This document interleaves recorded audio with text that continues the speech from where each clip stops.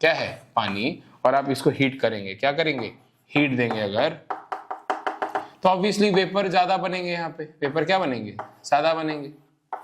ज्यादा बनेंगे तो अमाउंट ऑफ वेपर प्रेशर बढ़ेगा, तो कहीं ना कहीं अमाउंट ऑफ वेपर प्रेशर बढ़ता है टी बढ़ाने से, तो उसका जो एग्जैक्ट रिलेशन है वेपर प्रेशर का विद टेम्परेचर, वो अभी हम देखेंगे। अब आप भी ध्यान से देखें।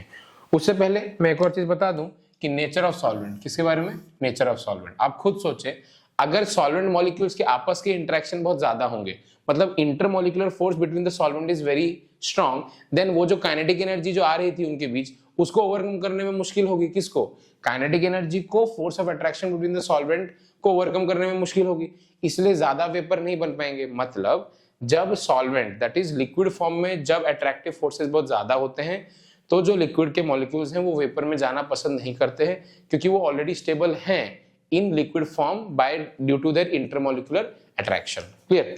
सो ये तो हो गया nature of solvent, but how exactly vapour pressure is dependent upon temperature, that will see now. So आपको पहले से ही पता होगा कि कहीं ना कहीं हम लोग कुछ रिलेशन जानते हैं थर्मोडायनेमिक्स में। एक तो रिलेशन हम जानते हैं G इक्वल टू होता है, दैट इज गिब्स एनर्जी, कहीं ना कहीं that is G equal to H minus TS, where H is enthalpy, T is temperature and S is entropy. ठीक है। एंड दूसरे साइड में we can derive certain relation, उसके बेसिस पे हम पूरा इस प्रूफ को करेंगे। देखें आप, dG इक्वल टू होगा DH माइनस, आप डेरिवेटिव ले लें, TdS minus SdT। Clear. Now DH में से निकालना है, यहाँ पे क्या निकालना है, DH निकालना है। तो आपको पता था और एक रिलेशन H इक्वल टू होता है U प्लस PV, तो यहाँ से अगर आप DH लिखेंगे तो ये हो जाएगा DU plus PdV plus VdP। Right, product rule लगा रहे हैं यहाँ पर, कुछ नहीं। तो DH की जगह क्या लिखेंगे, DU plus PdV plus VdP minus TdS minus SdT। Right, this is enthalpy, this is internal energy, this is P and this is V, that is pressure and volume. तो DG कितना निकल के आया, DU plus PdV plus VdP minus TdS minus SdT। Right, अब आपको DU निकालना है। अब आपको क्या निकालना है, DU। तो आप DU के लिए ध्यान से देखें, from first law of thermodynamics, from first law of thermodynamics, from first law of thermodynamics हमें पता था DU इक्वल टू होता है DQ plus DW, where DQ plus DW होता है माइनस PdV। राइट, तो अगर आप यहाँ पे DQ लिखेंगे तो DQ कितना होगा, सब लोग सोचेंगे, याद करें, S होता था या DS होता था, DS होता था DQ बाई T, अब by second law of thermodynamics, by second law of thermodynamics, तो DQ कितना हो जाएगा, TdS। DQ कितना हो जाएगा, TdS। यहाँ से देखें आप, माइनस PdV, ये क्या आ गया, DU आ गया, ये क्या आ गया, DU आ गया। अब इसी DU को आप यहाँ पुट कर दें, तो वापस से मैं लिख रहा हूँ ये वाले इक्वेशन को वापस यहाँ पुट कर रहा हूँ, तो DG equal to DU plus PdV plus VdP minus TdS minus SdT। ठीक है, सो अब DU का वैल्यू यहाँ पुट कर सकते हैं, ये हो जाएगा TdS माइनस PdV, ये हो गया DU का value, plus PdV plus VdP minus TdS minus SdT। अब आप देखें यहाँ पे, आप ध्यान से देखेंगे अब, तो ये और ये cancel, TdS minus TdS cancel, this comes out to be VdP minus SdT minus SdT। This is the relation of G, V, S and temperature and pressure. Right, so ये एक इक्वेशन जो बहुत इंपॉर्टेंट है DG का, जिसको मैं अभी use करने वाला हूँ, क्लियर। तो आई होप इतना आपको समझ में आया हो। इसके बाद देखें आप ध्यान से, तो जो फाइनल एक्सप्रेशन मेरा अभी तक आया दैट इज DG के बारे में आ गया। राइट, अब हमें पता था जब भी मैं वेपर प्रेशर की बात करता हूं तो वेपर प्रेशर में आता है इक्विलिब्रियम, और इक्विलिब्रियम किसका, किसी भी एक्स लिक्विड का। मान लो मैं किसी भी एक्स लिक्विड को लेता हूं, this is x liquid, equilibrium का सिंबल ऐसे ही होता है, और ये एक्स गैस। राइट, ऐसे ही कुछ लिखूंगा, है ना।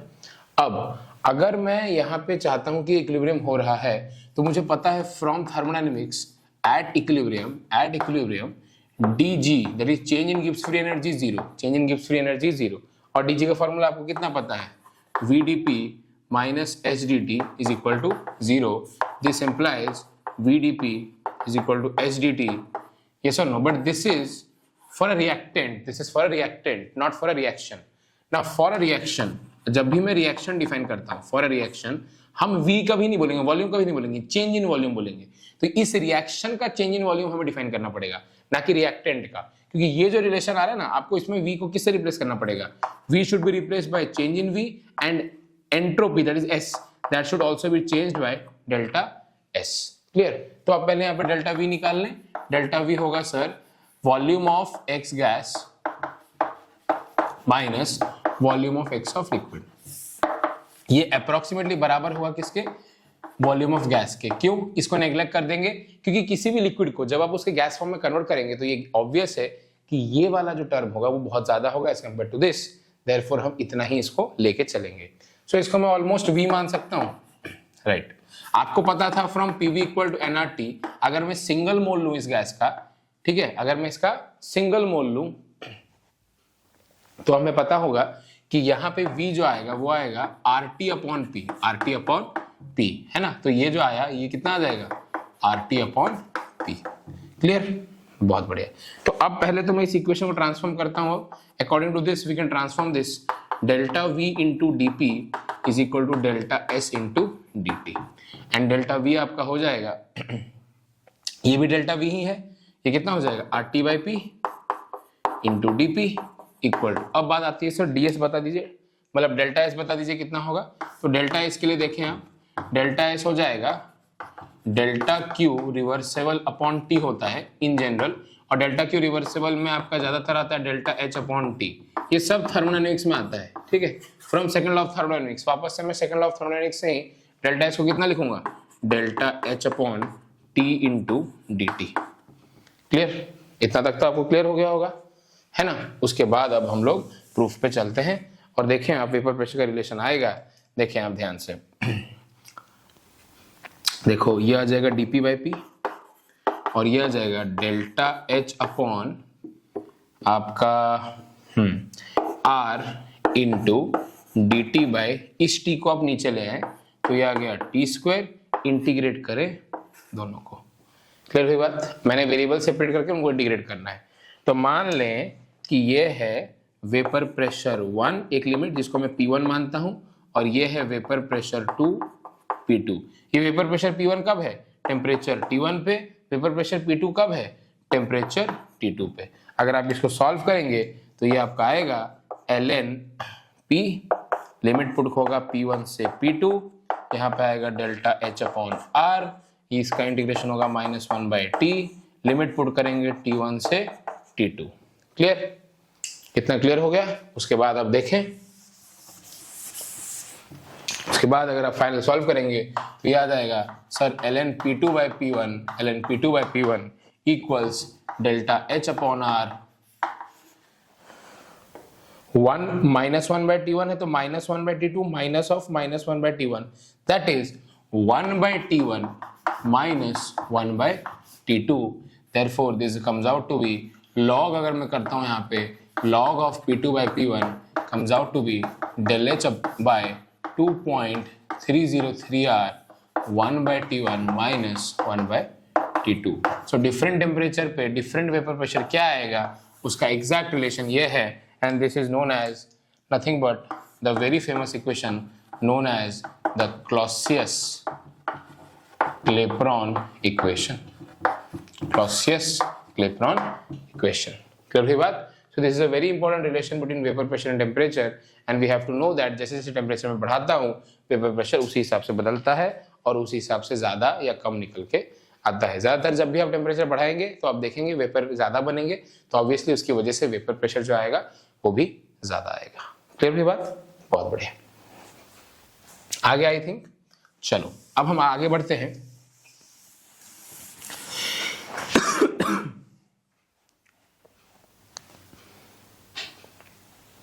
Now there is a topic, है ना, जिसका नाम है बॉइलिंग पॉइंट। क्या है? Boiling point. बॉइलिंग पॉइंट का डेफिनेशन आप पहले देख लें। It is that constant temperature, it is that constant temperature when the vapour pressure of the liquid, vapour pressure of the liquid becomes equal to the external pressure. अब आप समझे बात को। सपोज करें आपके पास कोई कंटेनर है, राइट, और इसमें ऑब्वियसली कुछ ना कुछ लिक्विड भरा हुआ होगा। मान लें ये लिक्विड अभी T1 पे है। कितने पे है?